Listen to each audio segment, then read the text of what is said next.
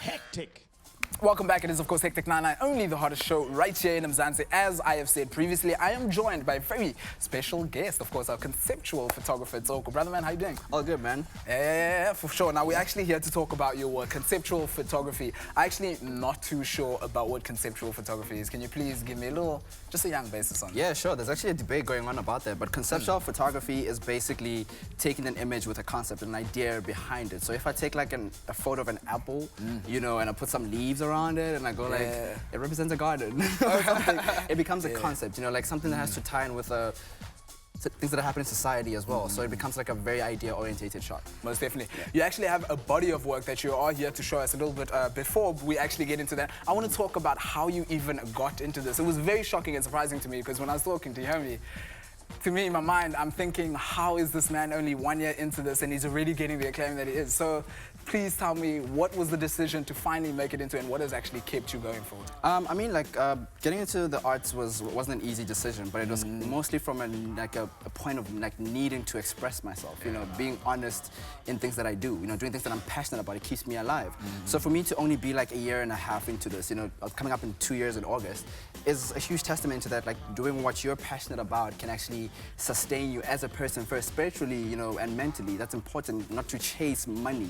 You know, do the stuff that you're passionate about, it will keep you alive for the longest time. Most definitely. Yeah. You're talking about these body of works. Please, could you actually talk to us about our first body of work that we might take a look at? I see it's very weird, but of course it is conceptual photography, it is interpretation. So please do explain to me it's not really a whole body of work. These are like pieces that I just created in Photoshop. I just wanted to show the kids at home how to create stuff like with a minimal like budget and create like a whole image. Like for example, going from this like to like, you know, with a final image like that. You know? So it's like, how do you take a photo and you end up with that? And with this one, for example, going from like a normal image like that and like I'm just gonna switch on all the layers here. Just show you. I'm gonna go like every folder for you just to show you. Okay, Johnson, I see that you did take a picture here, but what is this thing that you're using, this app? Is this where you do the whole vibes at the end of it? Yeah, I'm not sure if I'm like it's an app from Adobe, so like it's like Photoshop. Yes. You get it if you buy the suite. If you don't know how to use it, go online, just like learn, like watch some tutorials, just learn how to make stuff. So yeah, like for me personally, it's just like taking a normal image and turning it into a piece of art. And yeah, just like going online, learning some tutorials, just watching some stuff and like creating your own stuff. Talk to me about this image right now though. This is paper on fire, yes? Yeah, it's paper on fire. This man is reading, basically what he's reading is some fire bars. It's basically called Between Silence and Violence, which just really explores the idea of like finding peace between like times where like it's too noisy, you know, and your mind is like racing a lot, just you finding that moment of peace behind that while everything is falling apart. So I might take you through the folders. As you can see, I label them debris. For example, if I click on this, you see the debris falling from the roof because the whole room is falling apart and our characters are sitting there all calm.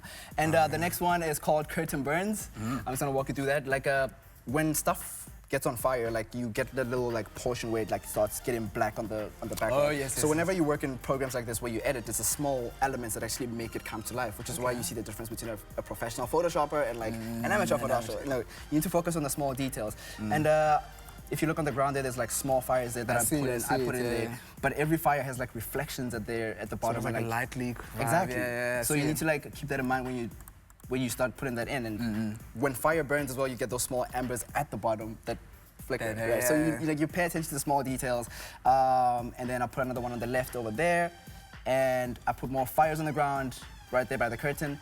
And if you take a look at this. A lot of people don't pay attention to like the glows of like the fire, like I see it under the chair. Like, it really is like the small details you need to focus on to make your work. And the nice thing about using Photoshop is that if you don't have a big budget, you know, you can't compete with photographers that have like big studios and big budgets. You can just shoot your own thing, get into your own space and like create something that looks really professional, that looks really high end, and like you can actually sell it on the market because people in South Africa and overseas are looking for this kind of abstract surreal art. So you can make your own. But definitely, actually talking about overseas, you eventually got, of course, recognition from our overseas for all your work. I mean, it's so proud. It honestly is a proud moment for me to look at a homeboy. You know, we homebrewing this, and, you know, and this homie, I just met him. God, dude, this is what he's doing, and you've had all this recognition from international. I mean, what does it mean for you as an artist, a local artist? I mean, it's definitely one of those humbling moments, but like I don't think about it too much because it's all about doing the work. First of all, inspiring the kids at home first, you know. So to get recognition overseas is amazing, but I'm trying to get the kids at home to actually know that it's possible for you to like start from nothing with a picture like this and create something that the world could find, you know, really inspirational and quite interesting to look at. Most definitely. Now we are talking about actually taking a simple image and making it whatever it is. So a lot of people at home might feel that this image was only taken once, done, oh, no. so forth. Please tell me about how many files there are that you're not showing us right now. Like for every single photo I put out to the world, right, there's probably like 15 or 14 failed attempts that you'll never get to see because that's my personal collection.